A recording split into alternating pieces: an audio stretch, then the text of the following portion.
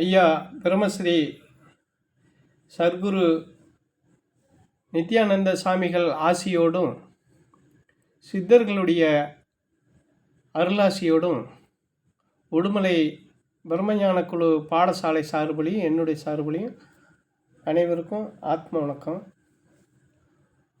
உணவே ஜீவசக்தி, உணர்வே பிரம்மஞானம், அன்பே சிவம், மனமே குரு. மாண்புள்ள ஒழுக்கமும் மனித நேயமும் உயிரென நினச்சி நம்ம எல்லோரும் வாழணும்னு உங்கள் எல்லாரையும் கேட்டுக்கிறேன். கேட்டுட்டு ஆத்மா வணக்கம். நம்ம என்ன பண்ணுறோன்னா, பொதுவாக எல்லாருக்குமே பொருந்தக்கூடிய விஷயமா நமக்காக வாழ்கிறோம்னு நினச்சிட்டு, எல்லாமே நமக்காகத்தான் வாழ்கிறோன்னு நினச்சிக்கிட்டு நம்ம அடுத்தவர்களுக்காகத்தான் வாழ்ந்துட்டுருக்கோம். நமக்காகத்தான் நம்ம வாழ்கிறோம் அப்படின்னு நினச்சி அடுத்தவர்களுக்காகத்தான் நம்ம வாழ்ந்துட்டுருக்கிறோமே தவிர நமக்காக நம்ம வாழ்கிறதில்ல. நமக்காக வாழ்கிறது இல்லைங்கிறது எப்போ தெரியுது தெரியுமா? யாருக்காக நம்ம வாழ்கிறோமோ, யாருக்காக நம்ம நாளைக்கு எதிர்காலத்தில் இது நமக்கு எதிர்காலத்தை நினச்சி எதிர்காலத்தில் நமக்கு இதெல்லாம் இது இந்த மாதிரி நடக்கணும், இது இவங்கனால நமக்கு உபயோகமாகணும், இவங்களை நம்ம பயன்படுத்தணும், இவங்க பயன்படுவாங்கன்னு நினச்சி எதிர்பார்ப்பில் தான் நம்ம வாழ்கிறோமே தவிர, ஆனால் நமக்காக நம்ம வாழ்கிறதில்ல. அப்போது அடுத்தவர்களுக்காகத்தான் வாழ்கிறோம். அந்த வாழ்க்கை அவங்க சரியான நேரத்தில் அவங்க நமக்கு பயன்படாமல் போகும்போது அவங்களுடைய உண்மைத்தன்மை நமக்கு தெரிய ஆரம்பிச்சுது. அப்போ நம்ம என்ன பண்ணுறோம், நமக்காக வாழலின்னு அப்போ தான் நினைக்கிறோம். அப்போ அதுக்கு நீங்கள் பார்த்தீங்கன்னா, அதுக்காக வேண்டி நம்ம என்ன பண்ணுறோன்னா, பல நேரங்களில் யாருக்காகவா வேணாலும் இருக்கலாம். அது நம்ம உறவுகளாக இருக்கலாம், நம்மளுடைய பொண்ணாக இருக்கலாம், பிள்ளையாக இருக்கலாம், பொண்டாட்டியாக இருக்கலாம், எல்லாத்துக்காக வேண்டியுமே நம்ம அவங்களுக்காகத்தே வாழ்கிறோமே தவிர நமக்காக நம்ம வாழல. நமக்காக வாழ்கிறோம்னா யார் தெரியுமா? நான் அப்படிங்கிறது ஆன்மா. நான்கிறதே ஆன்மா. அப்போது நம்ம இந்த அளவுக்கு செய்கிறதுக்கு அடுத்தவங்களுக்கு நம்ம அந்த எதிர்பார்ப்பை நம்ம செய்கிற தியாக செயலாக இருக்கட்டும், ஒரு உதவியாக இருக்கட்டும், மற்றதாக இருக்கட்டும், எதை செஞ்சாலும் பிறருக்காக செய்கிறோம். எதிர்பார்ப்பில் சும்மா போய் நம்ம எந்த எதிர்பார்ப்பு இல்லாமலாம் நம்ம போய் செய்யலை. எதிர்பார்ப்போடு தான் போய் அதை செய்கிறோம். அந்த செயல் செய்யும்போது என்னென்னு கேட்டால், நம்ம எதிர்பார்ப்போடு செஞ்சுட்டு அவங்ககிட்டேருந்து நம்ம பிரதிபலனை எதிர்பார்க்குறோம். நம்ம இவங்களுக்கு இதெல்லாம் இந்த டயத்தில் நமக்கு ஆகுமே அப்படின்னு சொல்லி நம்ம செஞ்சோம். இன்றைக்கி அவங்க நமக்கு எதிராக செயல்படுறாங்களே, இவங்க நாளைக்கு நம்ம கூடவே இருப்பாங்க, நமக்கு எல்லாத இது செய்வாங்கன்னு நினச்சி நம்ம செஞ்சோமே, இன்றைக்கி அவங்களாம் நமக்கு நேர் எதிராக துரோகிகளாக மாறிட்டாங்களே அப்படின்னு நினைக்கிறோம். இது மிகப்பெரிய தப்பு.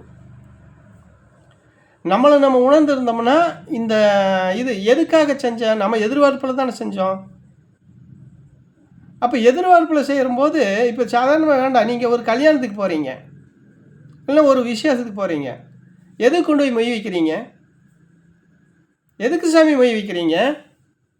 நாளைக்கு அவன் நம்ம வீட்டில் விசேஷம் நடந்தால் நாளைக்கு அவன் வரணும், நம்ம வீட்டிலையும் அவன் கலந்துக்கணும், 10 பேர் வரணும். அதே போல் நம்ம வச்சமையாக அவங்க கொண்டாந்து வைக்கணுன்னு தான் எதிர்பார்த்தானு கொண்டு போய் மெய் வைக்கிறீங்க.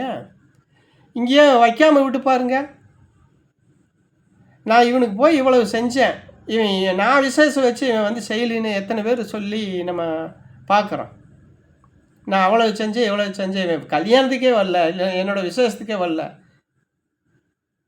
அது மாதிரி தான் எதிர்பார்ப்பில் நாளைக்கு வேணும், அவன் நம்ம வீட்டுக்கு வரணும் போகணுங்கிறதுக்காக வேண்டி, அவன் நாளைக்கு நமக்கு செய்யணுங்கிறதுக்காக வேண்டி, நாளைக்கு அவன் நமக்கு உதவணுங்கிறதுக்காக வேண்டி தான் எல்லா மனிதனுமே எதிர்பார்ப்பில் செய்கிற விஷயம். அந்த எதிர்பார்ப்பு ஏமாற்றமாக மாறும்போது அவங்களால செயல்பட சூழ்நிலை காரணமாக அவங்க வராமல் செய்ய முடியாமல் போகும். இல்லை உங்கள் மேலே இருக்கக்கூடிய நீங்கள் முன்னே இருந்த மாதிரி இல்லாமல் உங்களுடைய செயல் மாறும்போது அவங்களுக்கு வெறுப்பு உண்டாக்கும். முன்ன இருந்த மாதிரி இவன் இல்லை, இப்போ மாறிட்டான் ஆள் அப்படின்னு பேசி பார்த்துருக்குறோம் இல்லையா? அப்போ அப்படி அவன் மனசுக்குள்ள நம்மளுடைய நடவடிக்கையில் அவனுக்கு வந்து ஒரு அதிருப்தி வரும்போதும் அவங்க மாறுவாங்க.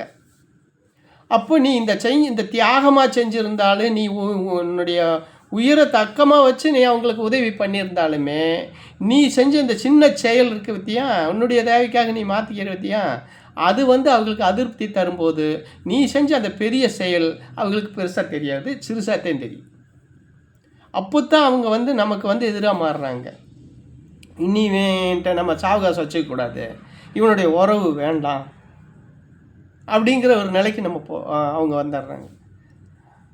அப்போ அங்கே வந்து எல்லாமே உருவாக அந்த நேரத்தில்